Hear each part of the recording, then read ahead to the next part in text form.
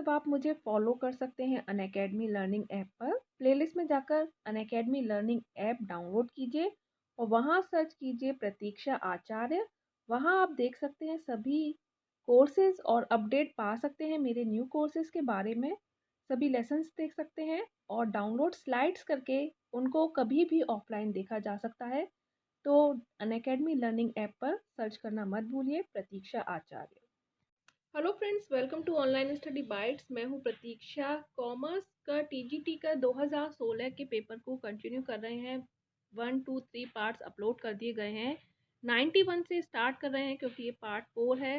हर part में हमने 30 question include किए हैं जिससे कि आसानी से आप उनको ध्यान से पढ़ें। उनका डिस्क्रिप्शन है उसको भी ध्यान से देखें तो आपके आने वाले एग्ज़ाम में आपके लिए हेल्पफुल हो सकता है। कुछ पॉइंट्स आपके रिपीट हो सकते हैं, कुछ नॉलेज मिल सकती है और कुछ रिवीजन हो जाए। तो इसीलिए ये 4th पार्ट और अपलोड किया जा रहा है जिससे कि पूरा पेपर कंप्लीट हो जाएगा और आपको इन्फॉर्मेशन भी मिल रही है इन पार्ट्स के ज़रिए। तो सारे पार्ट्स ज़रूर देखें और डिस्क्रिप्शन में लिंक दिया है। और वीडियो अच्छा लग रहा है तो लाइक एंड शेयर ज़रूर करें, चैनल को सब्सक्राइब करना ना भूलें। नेक्स्ट क्वेश्चन है 91, उत्पत्ति के नियम के प्रकार हैं। तो ऑप्शन डी इसका सही आंसर है उपरोक्त सभी, यानी कि उत्पत्ति के नियम के प्रकार आपको ये चारों दे रखे हैं और यहाँ पर आपको व्याख्या भी दी हुई है। तो आपको सभी प्रश्नों की व्याख्या मिल जाएगी उन प्रश्नों के साथ। इसीलिए बोला जा रहा है कि इम्पोर्टेंट है और आराम से इसलिए ही इन क्वेश्चन पेपर को पढ़ा जा रहा है जिससे कि आपका कोई भी क्वेश्चन मिस ना हो और उससे संबंधित जो नॉलेज है वो भी आपको मिल जाए। राइट ऑप्शन है इसका ऑप्शन डी उपरोक्त सभी। उत्पत्ति के नियम के प्रकार निम्न है। उत्पत्ति वृद्धि नियम, नियम उत्पादन की आनुपातिक वृद्धि उत्पादन के साधनों की आनुपातिक वृद्धि से अधिक होती है।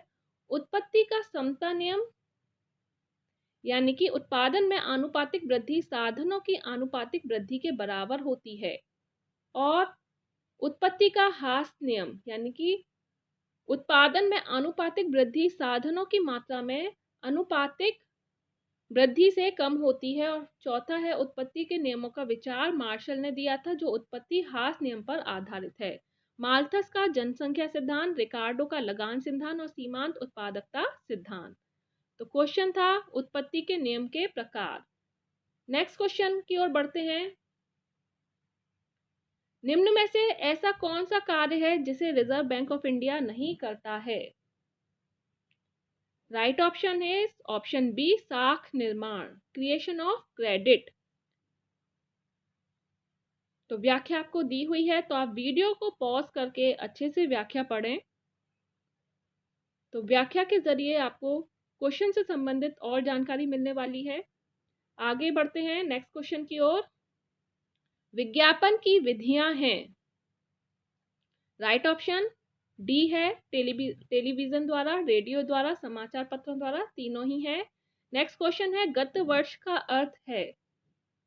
तो गत वर्ष मीन्स प्रीवियस ईयर, इसका क्या अर्थ है? राइट ऑप्शन डी है कर निर्धारण वर्ष से पूर्व का वित्तीय वर्ष, financial year before assessment year. Next question, पूर्ण प्रतियोगिता वह बाजार स्थिति है जिसमें बहुत सी फर्म एक समान वस्तुएं बेचती हैं और इनमें से किसी भी फर्म की यह स्थिति नहीं होती कि वह बाजार कीमत को प्रभावित कर सके। यह परिभाषा किसने दी है? राइट ऑप्शन डी मार्शल के द्वारा। प्रश्न में दिया गया कथन प्रोफेसर मार्शल द्वारा दिया गया है। इनके अनुसार वस्तु कीमत निर्धारण में योग पक्ष तथा पूर्ति पक्ष दोनों आवश्यक होते हैं। इन्होंने समय के आधार पर उत्पादन की क्रियान्वयन अवधि को 3 भागों में बांटा है। तो ये 3 भाग आप देख सकते हैं, अति अल्पकाल, अल्पकाल और दीर्घकाल। नेक्स्ट इज पुस्तपालन व्यापारिक तथा अन्य व्यवहारों का मौद्रिक रूप में लेखा करने की कला है। यह परिभाषा किसके द्वारा की गई है? पुस्तकालन means bookkeeping is the art of accounting in the monetary form of trading and other transactions। तो यह परिभाषा दी गई है बी जे.आर. बॉटली बॉय के द्वारा।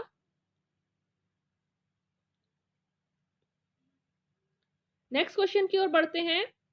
दोहरा लेखा प्रणाली पुस्तपालन की वह प्रणाली है जिसमें वैयक्तिक तथा अवैयक्तिक खातों द्वारा लेखा किया जाता है। यह परिभाषा किसके द्वारा दी गई है? दोहरा लेखा प्रणाली, double entry system is a system of book keeping bye means of both personal and impersonal accounts. Right option, option A Williams pickles के द्वारा।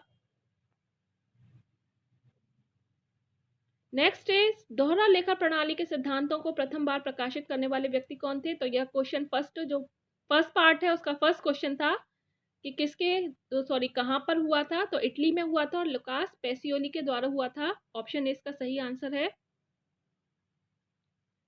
तो यहाँ पर दे भी रखा है प्रश्न का उत्तर, प्रश्न 1 में विस्तृत ढंग से भी दिया हुआ है। नेक्स्ट इज किस अवधारणा के अनुसार वित्तीय विवरणों के द्वारा समस्त आवश्यक सूचनाओं का प्रकटीकरण आवश्यक है? According to which concept financial statement must disclose all the relevant information? Right option, option C पूर्ण प्रकटीकरण की अवधारणा, full disclosure concept।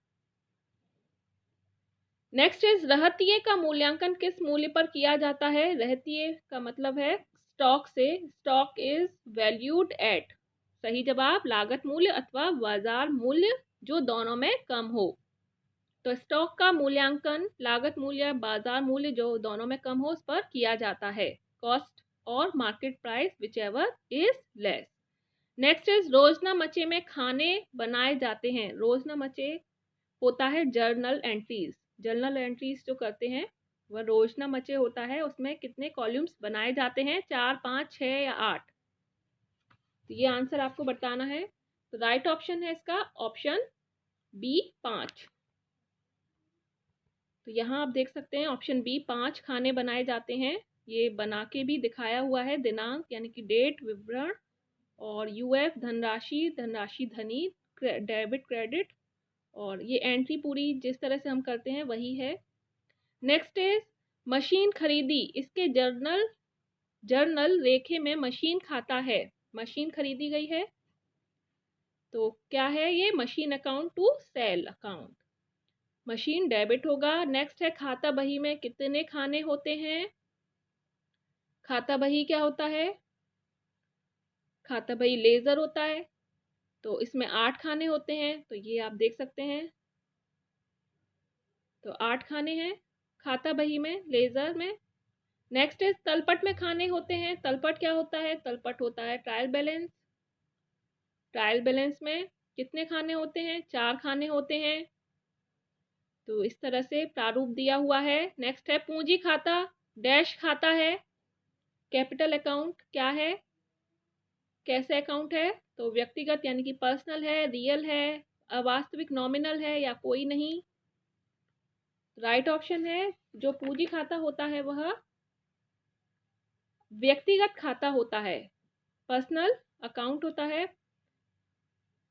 तो पूंजी खाता व्यापारी के खाते को दर्शाती है। इसके अलावा व्यापारी का दूसरा खाता आहरण खाता होता है। नेक्स्ट है रेपो दर, वह दर है जिस पर रेपो रेट क्या होता है? रेपो रेट भी आप पता रखिएगा, करंट जो रेपो रेट चल रहा है। और रेपो दर क्या होता है ये भी? Repo rate is the rate at which